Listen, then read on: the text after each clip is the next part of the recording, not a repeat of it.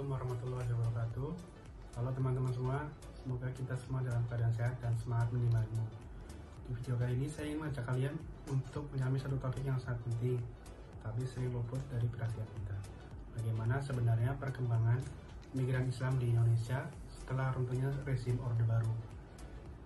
Kita tahu Orde Baru tumbang tahun 1998 menandai babak baru dalam sejarah bangsa. Saat itu bukan hanya politik dan ekonomi yang berubah, tetapi juga kehidupan keagamaan kita. Umat Islam termasuk para pemimpin keagamannya masuk ke era baru yang lebih terbuka, lebih bebas, tapi juga lebih kompleks.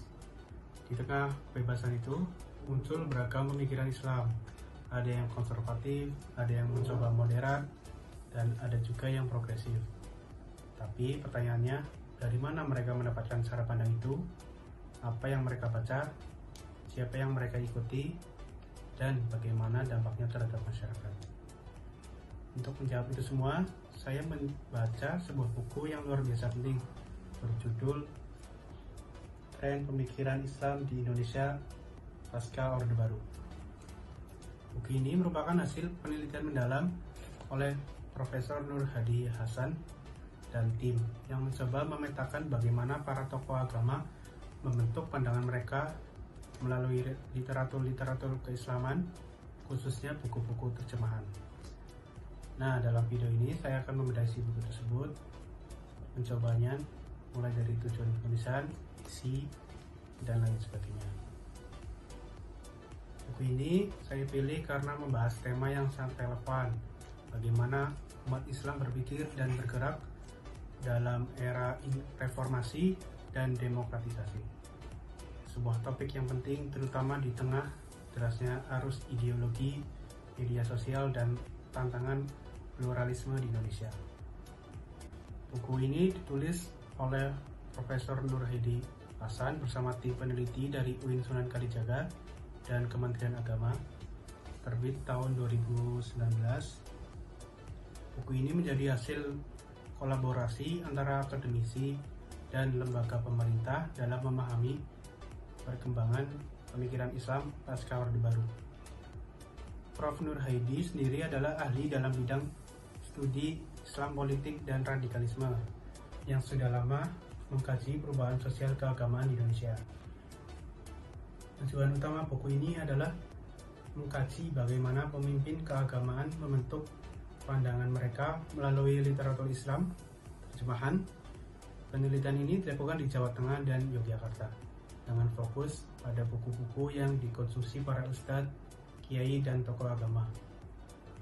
Struktur buku terdiri dari 5 bagian, mulai dari latar belakang pasca reformasi, telah terhadap buku-buku terjemahan, pemetaan ideologi tokoh keagamaan, sampai pada kesimpulan mengenai tren pemikiran mereka.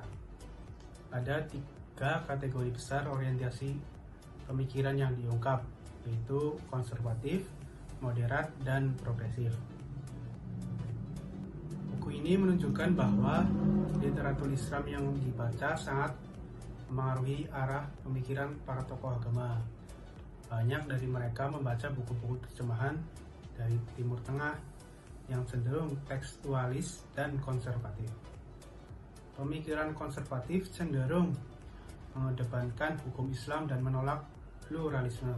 Moderat terbuka terhadap demokrasi dan toleransi, sedangkan progresif mendorong pemikiran Islam yang lebih kontekstual, bahkan menyentuh isu-isu gender dan hak asasi manusia. Penulis berargumen bahwa keragaman ini adalah bagian dari dinamika demokrasi, tetapi juga menjadi tantangan dalam membangun Islam yang ramah dan inklusif. Pemerintah disarankan aktif menghadirkan literatur alternatif yang lebih kontekstual dan modern.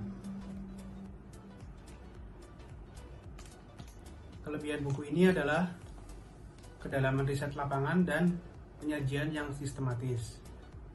Ini bukan sekedar kajian teori, tapi berdasarkan wawancara dan pengamatan langsung terhadap para tokoh agama. Namun ada beberapa catatan. Fokus geografis hanya di Jawa Tengah dan Yogyakarta, sehingga tidak merepresentasikan seluruh Indonesia.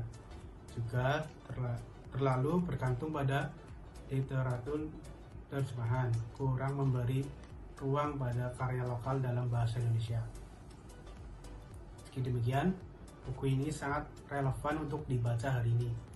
Di tengah polarisasi dan wacana agama yang kadang ekstrim di media sosial, kita butuh pemahaman mendalam seperti ini agar tidak terjebak dalam simplifikasi.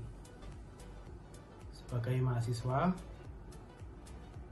buku ini membuat saya berpikir ulang tentang pentingnya literasi keagamaan, bahwa cara kita memahami Islam sangat dipengaruhi oleh apa yang kita baca dan siapa yang mengajarkan. Saya menyadari bahwa menjadi umat beragama yang cerdas bukan hanya soal beribadah, tapi juga soal memiliki wawasan yang luas dan terbuka terhadap perbedaan. Buku ini mendorong saya untuk lebih kritis dalam memilih bacaan keislaman, serta lebih aktif mencari perspektif yang inklusif dan kontekstual. Ini bukan hanya soal akademis, tapi soal arah masa depan Islam Indonesia yang lebih damai dan demokratis. Itulah ulasan buku Tren Pemikiran Islam di Indonesia Pasca Orde Baru, sebuah karya penting yang layak dibaca oleh siapa saja yang peduli dengan masa depan Islam di Indonesia. Semoga ulasan ini bermanfaat dan menginspirasi. Sekian dari saya. Assalamualaikum warahmatullahi wabarakatuh.